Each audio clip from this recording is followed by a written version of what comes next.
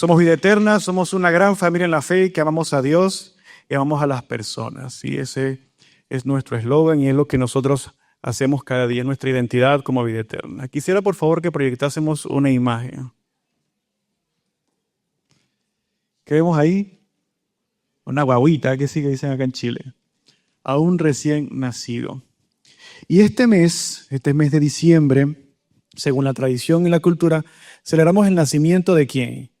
De Jesús, ¿verdad? Nuestro Mesías, nuestro Salvador. Y justamente, poniendo la foto de este bebé, de este niño, tener un bebé es un gran sacrificio, ¿cierto? ¿Cuántos les gusta? O sea, los que han sido papás han tenido que desvelarse y sacrificar el sueño para poder amamantarlo, para poder cambiarlo. Amerita mucho sacrificio, mucho gasto. Tengo una amiga que posteó algo, me dio muchísima risa, que decía, la niña ya está grande, y dijo, la princesa, la dueña de mi cuenta bancaria. Porque todo se va en su bebé y en su niño. Y justamente este mes, según la tradición, y nosotros siempre recalcamos que Jesús no nació en diciembre. Jesús, según el calendario judío, nació más o menos como en marzo o abril de nuestro calendario. Se celebra el 25 el nacimiento porque hace muchísimos años la tradición católica romana estableció el 25 como día del nacimiento. Y eso es otra investigación. Pero igualmente lo celebramos, lo conmemoramos como parte de nuestra cultura. Estamos en la serie Jesús vino al mundo y quisiéramos que viéramos un video.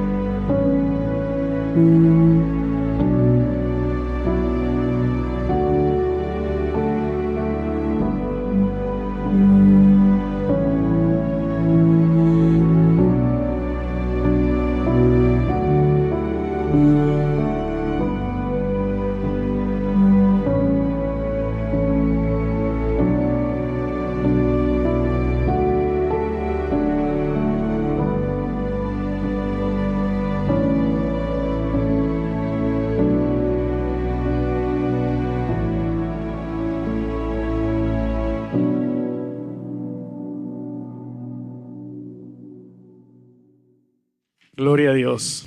Jesús vino. Amén. Y lo mejor de todo es que volverá. Amén. Esa es nuestra esperanza. Y haciendo un breve repaso de esta serie que estamos haciendo acerca de que Jesús vino al mundo. La semana pasada el pastor nos enseñaba que Jesús vino para rescatarnos. Y hablaba tres aspectos importantes o tres puntos importantes acerca de primero la condición humana. El ser humano desobedeció a Dios. Dios estableció en el huerto del Edén. Puso un árbol que prohibió a la humanidad comer y ellos ¿qué hicieron? Comieron de ese fruto, desobedecieron y a causa de eso, del primer hombre entró ¿qué? El pecado. Y a causa de ese pecado, Dios envía a su Hijo, Juan 3:16 dice, porque de tal manera amó Dios al mundo que envió a su Hijo unigénito para que todo aquel que en él cree no se pierda, mas tenga vida eterna. Y Dios envió a su Hijo por amor. Y en tercer lugar, habló de que Jesús salva. Solamente en la salvación, en medio de lo que Él hizo, del proceso que Él sufrió de dolor, Jesús nos da la salvación. Y acerca de eso, de que Jesús vino y de que Jesús es la salvación, hoy vamos a hablar de que Jesús vino para ser el último sacrificio. Esta serie, a diferencia de las series que hemos tenido años pasados y lo que nosotros tradicionalmente en muchas iglesias se enseña acerca de quién, de María, de José, de Juan, de los pastores. Esta serie habla de diferente. Esta serie viene a enseñarnos y a confrontarnos acerca de el propósito que realmente vino Jesús a este mundo. ¿Cuál fue la razón de que vino Jesús al mundo? Y hoy vamos a ver justamente eso, el último sacrificio. ¿Y por qué Jesús vino a ser el último sacrificio? Para entender y comprender bien esto, debemos entender qué fueron los primeros sacrificios o cuáles fueron los primeros sacrificios. La palabra sacrificio, según el diccionario bíblico, significa ofrendas, significa rescate. Es un pago, es un acto que se hace por medio de algo o de alguien, ¿sí? Para poder recibir o para poder dar una ofrenda o para poder recibir un rescate por algo, un pago por algo. Dios creó la humanidad para amarla y bendecirla. Lo vemos desde el Génesis. Dios creó el cielo y la tierra, creó el huerto del Edén y allí puso al hombre. ¿Y qué le dijo? Enseñoréense, multiplíquense. Pero el hombre no se conformó con eso, sino que la serpiente, el diablo, la corrompió y le dijo, si comiesen de este fruto serán igual que Dios. Querían más. Y eso produjo la caída. Y por medio de esa caída, la condición actual del mundo, la condición de toda la humanidad, empezando desde Adán hasta ahora, era que se rompía la comunión entre Dios y el hombre. Ya no había más relación. En el huerto Dios tenía una relación cara a cara, convivía con la humanidad. Pero por medio de la caída, la desobediencia, el pecado, esa relación, esa comunión se rompe. Y ya que la humanidad había sido corrompida por el pecado, Dios en su amor, en su bondad, quiso seguir estando con la humanidad, quiso seguir compartiendo. Porque ¿qué pasa cuando la humanidad está separada del hombre? Hay muerte, hay destrucción, hay un camino que lleva a la perdición. Entonces Dios decide habitar entre los seres humanos por medio de Abraham. Si leemos Génesis nos damos cuenta de eso, por medio de Abraham y su descendencia, y Dios promete que a través de él creará una nación grande. Y él le dice en Éxodo dice, yo seré su Dios y ustedes serán mi pueblo. Y él decide habitar entre los seres humanos. Y es allí donde el Señor hace pacto en el Antiguo Testamento y establece estatutos por medio de los sacrificios para así restablecer una relación Dios con hombre. Job, lo pongo como ejemplo, vivió en los tiempos de Abraham. Dice Job 1, capítulo 5, que los hijos de Job hacían fiesta. Eran 7 hijos y cada uno celebraba una fiesta, invitaba a sus hermanos, a sus amigos, un día de la semana. Dice que al terminar cada ronda de banquetes, Job mandaba instrucciones a sus hijos para que se purificaran y levantándose de madrugada ofrecía un sacrificio que debe quemarse completamente por cada uno de sus hijos, pues Job pensaba que tal vez sus hijos pudieran haber pecado y maldecido a Dios con sus pensamientos.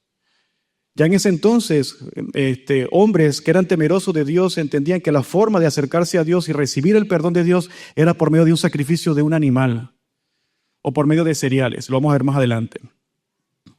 Y él, pensando que sus hijos quizás hubiesen pecado, él les mandaba purificarse y él ofrecía sacrificios para pedir perdón por ellos. Para que si acaso en sus propios pensamientos, no fue que lo dijeron, sino que en sus pensamientos quizás hubiesen pecado, Dios les perdonase.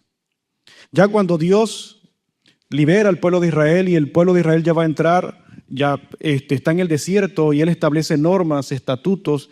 Y en Levítico, que es como la constitución o es la carta, es como el código civil venezolano. No sé si alguno tuvo la oportunidad de recibirlo. Es como el código o el reglamento interno de alguna institución. Levítico funciona así, es el reglamento ritual. ¿Sí? Los estatutos, los establecimientos, qué debe y qué no debe hacer el pueblo de Israel, los descendientes de Abraham. Y desde el capítulo 1, Levítico empieza dando las instrucciones acerca de los sacrificios que debía hacer el pueblo de Dios para que Dios permaneciera con ellos. Si algún miembro o algún que pertenecía al pueblo de Israel no desobedecía o pecaba, tenía que ser apartado del campamento. Y para poder recibir perdón tenía que ofrecer un sacrificio. ¿Y cuáles son estos 5 sacrificios? En Levítico 1 vemos el holocausto, que es el más común. Este sacrificio debía ser totalmente quemado.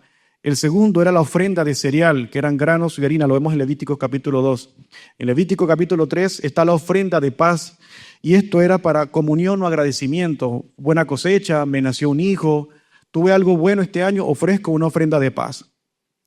Y los otros 2 que eran obligatorios, se les denominaba sacrificios obligatorios, era la ofrenda por el pecado. Esto lo vemos en Levíticos 4 a 5, que era por la expiación de los pecados que hubiesen cometido, y año tras año el sumo sacerdote ofrecía un cordero sin manchas, sin heridas, completamente perfecto, ¿sí? En su estructura animal, para ofrecer perdón por todo el pueblo. Y el último era la ofrenda por la culpa. Y era por si pequé y por si no pequé, me aseguro y llevo algún animal por sacrificio. Era por los pecados específicos y por restitución.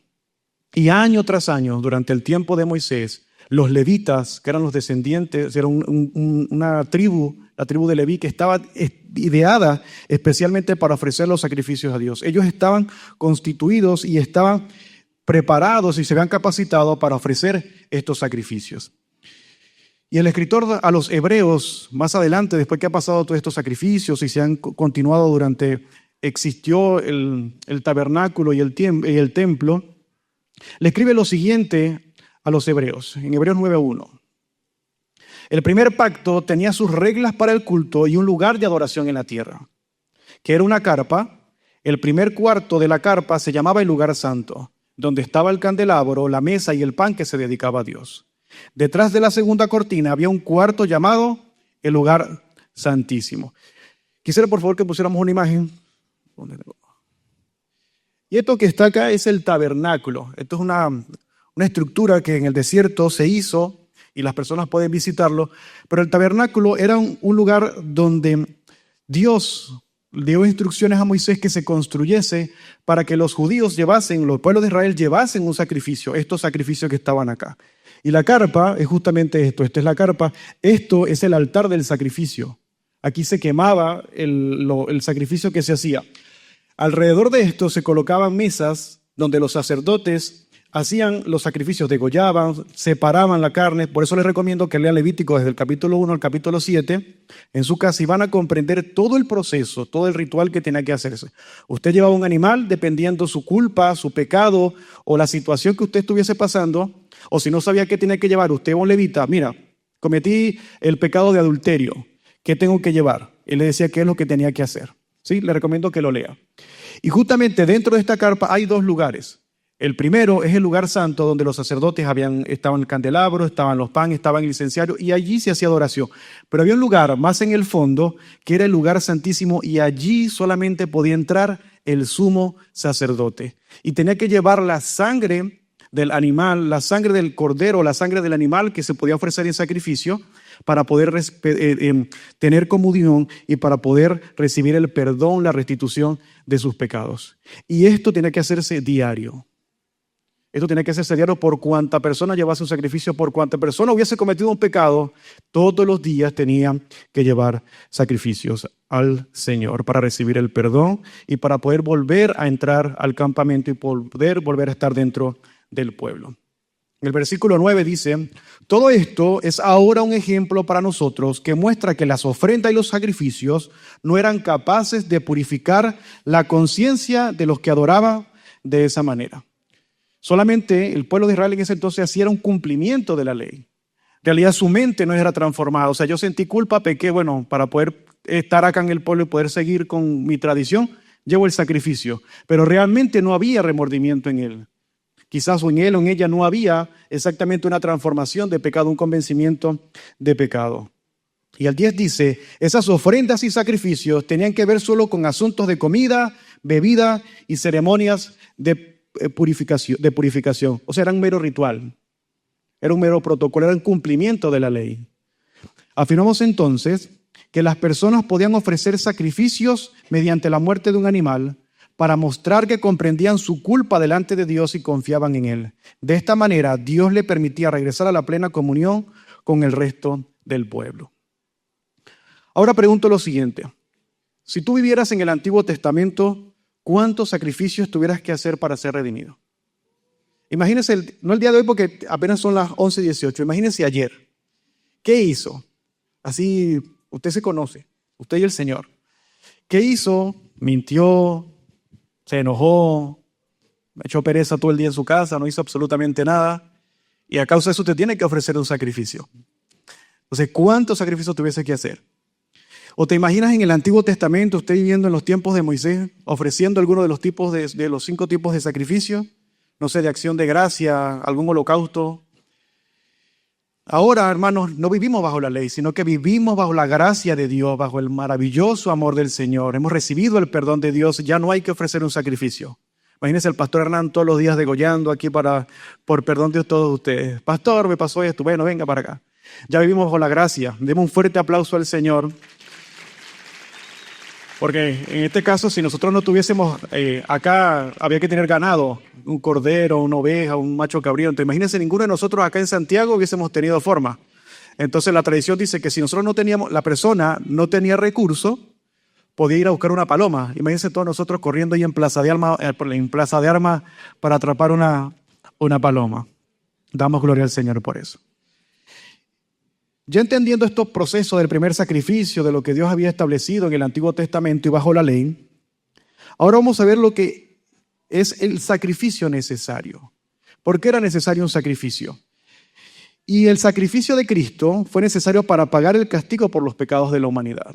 Y ese entonces se hacía por los pecados, pero de un pueblo reducido. Dios había prometido a Abraham, ¿sí? Y ellos iban a ser el faro para toda la humanidad. Toda la humanidad tendría que llegar a ofrecer sacrificio, ¿sí? Pero ya no fue necesario, sino que Jesucristo vino para eso. ¿Y cuál es el pago para nosotros? Romanos 6:23 en su primera parte dice, porque la paga del pecado es la muerte. La retribución, la recompensa, el pago justo por desobedecer, por ir en contra de la voluntad del Señor, por ir en contra de los designios de Dios, es la muerte misma para todos nosotros. La muerte espiritual es la condenación eterna en un infierno donde la llama nunca apaga, donde el gusano nunca muere por la eternidad. No hay fin de los tiempos, allá no hay restitución, allá no hay salvación. Pero Dios, Jesús dijo que el Señor Dios, dice Pablo, o Dios dice, porque la paga del pecado es la muerte. Todo ser humano por causa del pecado estaba condenado a ser separado de la presencia de Dios. Y esa separación tiene como castigo la muerte. Pero Dios en su misericordia, Pablo nos dice en Efesios capítulo 2:3, todos nosotros vivíamos así antes, en la corrupción, en el pecado, guiándonos en nuestros propios deseos, sin nuestra concupiscencia, dice otra versión. Nuestra forma de vida era complacer los deseos perversos de nuestra naturaleza carnal. Hacíamos cualquier cosa que la naturaleza carnal deseara o que la mente pudiera imaginar. Tal como los demás, merecíamos que Dios nos castigara por su enojo. Y ese era el justo juicio de Dios, porque el Señor es justo, amén. Dios es justo y da un sacrificio y paga a cada quien conforme a sus obras. Pero Dios dice que Él es grande en misericordia y es tardo en la ira. Y en su misericordia nos mostró esto. En versículo 4 dice Pablo, pero la compasión de Dios es muy grande, gloria al Señor. Y Él nos amó con un inmenso amor. Qué maravilla es la palabra de Dios. Estábamos muertos espiritualmente a causa de nuestras ofensas contra Dios, pero Él nos dio vida al unirnos con Jesucristo. Fíjense, ustedes fueron salvos solo gracias a la generosidad de Dios. Denle un fuerte aplauso al Señor. Nuestra naturaleza nos hace pecar. Aun siendo cristianos mentimos. Aun siendo cristianos nos airamos. Aun siendo cristianos decimos cosas que no debemos decir. Pero la misericordia del Señor, sí, respecto a eso, el castigo era la condenación. Pero la compasión del Señor, el amor del Señor, el inmenso amor del Señor, hizo eso, nos dio por medio de Jesucristo y nos dio vida gracias a su generosidad. Ahora pregunto, ¿por qué fue necesario que Jesús se ofreciera como sacrificio? Y lo vemos en esta verdad bíblica. Nosotros merecíamos el castigo por nuestros pecados. O sea, nosotros merecíamos la muerte. Esa es la realidad para el ser humano. Pero la generosidad de Dios es tan inmensa que por su amor y misericordia nos salvó de la muerte. Ahora pregunto, ¿crees tú que el sacrificio de Jesucristo era necesario? ¿Sí? Amén. ¿De qué manera puedes comprender la magnitud del castigo que merecíamos? Hermanos, el infierno. Los que han visto ilustraciones o han visto películas de terror, se pueden imaginar esos horrores. Ese era nuestro destino. Y el sacrificio de Jesucristo nos salva de ese destino, nos salva de ese camino, nos salva de eso que merecíamos realmente. Y ahora bien, ¿cuán agradecidos estás por el sacrificio de Cristo? Hermano, nosotros no merecíamos la salvación. Ese sacrificio, ese niño, ese bebé que veíamos, Jesús vino en forma de bebé así súper tierno, como leía la pastora y como cantábamos, envuelto en pañales. ¿Quién se iba a imaginar que un bebé estaba destinado a morir? Usted que es papá, ¿usted piensa que su hijo vino para dar vida por usted? ¿Estaría dispuesto a dar su hijo en sacrificio por usted o por su familia? Y ese bebé, Jesús, el niño Jesús, vino a este mundo a morir por tus pecados y por mis pecados. Y hay que ser agradecido por ese sacrificio que él hizo, porque Él se entregó. Dios estableció el sacrificio porque la paga del pecado es la muerte. Entonces, para poder pagar por nuestros pecados, por tu pecado y por mi pecado, tenía que haber una muerte. Y solamente se podía hacer con la muerte de Jesucristo. Usted y yo muriendo en la cruz no pagaríamos ese precio. Solamente lo puede haber hecho Cristo. Amén. Y lo hizo. Y el versículo 9 de Hebreos 11 dice, pero ya vino Cristo. No, perdón, el segundo punto, el tercer y último punto, perdón, es el sacrificio perfecto. Y Hebreos 9:11 dice, pero ya vino Cristo, el sumo sacerdote de las bendiciones que nos han llegado ahora. Cristo no presta servicio en una carpa como en la que se veían aquellos sacerdotes, sino en un lugar grandioso y perfecto, no hecho por seres humanos, que no es de este mundo. Para ofrecer un sacrificio se necesitaba un sacerdote. Jesús es el sacerdote y Jesús es el mismo Cordero. Jesús tenía que cumplir todos los requisitos y era el único que podía cumplir ese requisito para perdón de nuestros pecados, para poder ofrecerse, para poder hacerse esa ofrenda. Y no en una carpa, no en un lugar terrenal, sino se refiere a la parte espiritual, que es el templo o el lugar donde está el Señor. Tiene que presentarse al Señor por nosotros. Y dice en 9:12, y Cristo entró en una sola vez y para siempre al lugar santísimo, no a la carpa al templo, sino al lugar donde está la presencia de Dios. El sacerdote, el tabernáculo, el lugar santísimo era la representación terrenal del lugar donde habitaba Dios. Allí estaba el arca de la alianza y Dios venía en forma de nube, ¿sí? Y está en forma de nube y estaba allá y Moisés y los sacerdotes veían que la presencia de Dios estaba con ellos. Y así era la forma figurativa de ver la presencia de Dios. Ahora ya Dios no está terrenalmente, sino que Jesús sube al cielo y se presenta al lugar santísimo. Dice que entra una sola vez y para siempre. No ofreció la sangre de chivos ni becerros, sino su propia sangre. Y de esa forma nos liberó para siempre del pecado. El Señor nos ofrece salvación. Dale un fuerte aplauso a Dios.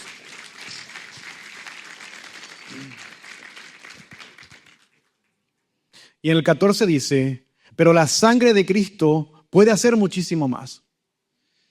Se ofreció a Dios como un sacrificio perfecto por el Espíritu Eterno. Su sangre purifica nuestra conciencia del mal que hemos hecho para que así podamos adorar al Dios viviente. ¿Cuál es el propósito de nosotros?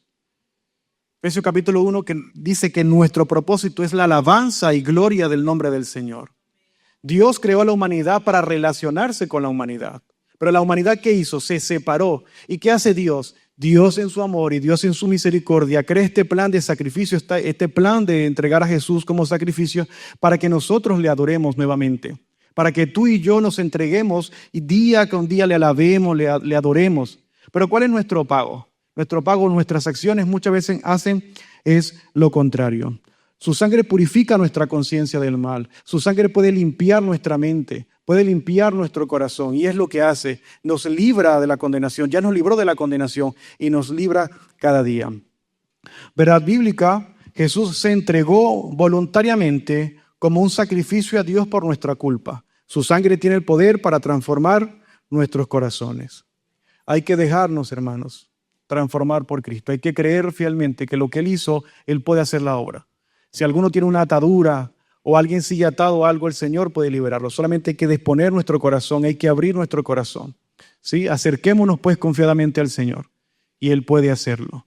Él puede cambiar vidas, Él puede cambiar corazones, Él puede cambiar situaciones. El Señor siempre obra para bien. Amén.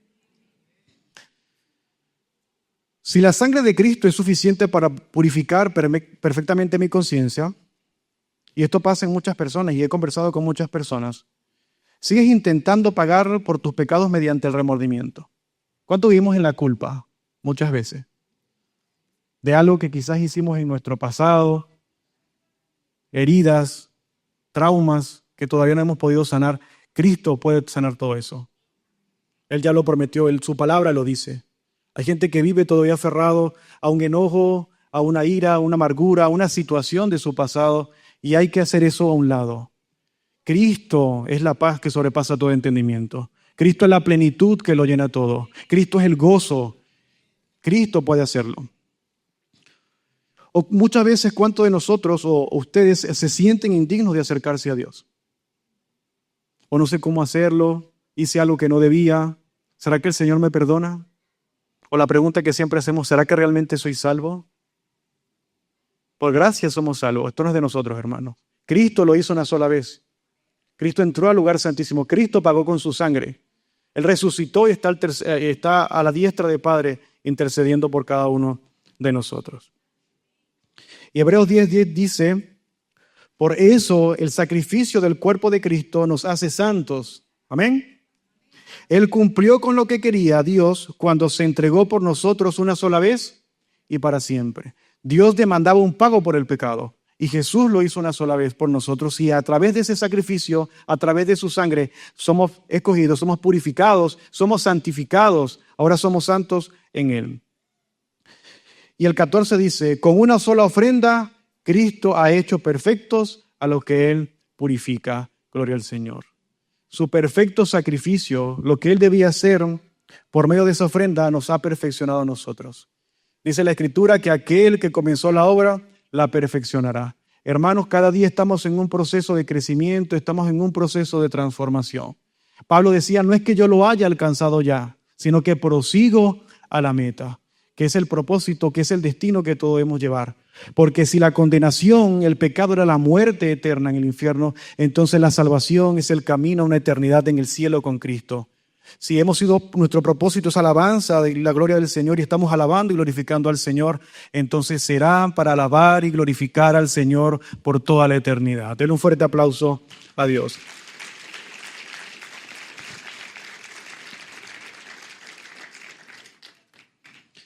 Verdad bíblica, Jesús, siendo plenamente humano y siendo plenamente Dios, sin pecado, fue el Cordero sin mancha y el único sacrificio perfecto capaz de cumplir con los requisitos de la justicia divina.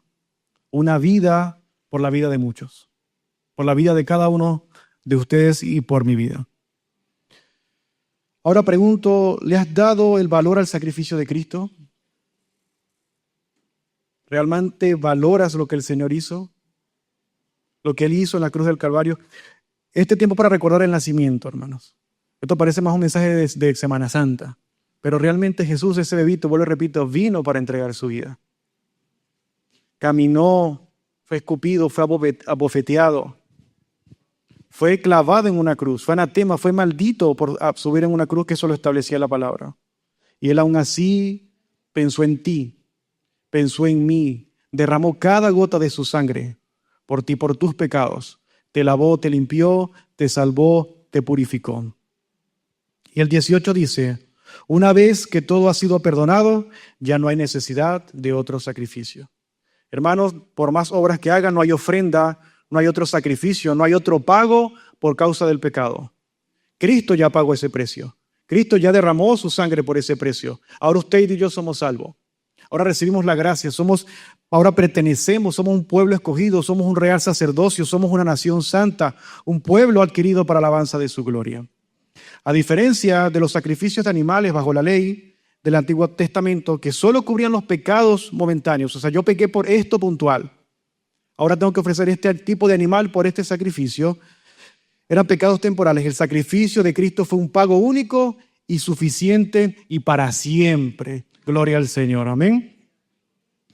Ahora bien, si la humanidad se corrompió, hubo separación, entonces, ¿qué es lo que hace Jesucristo? Jesucristo vuelve a entablar una comunión eterna para siempre entre el hombre, entre la humanidad y el Señor. Ahora pregunto, ¿reconoces que necesitas a Jesús para tener comunión con Dios? No hay otra forma. No hay otro nombre dado a los hombres si no es Cristo.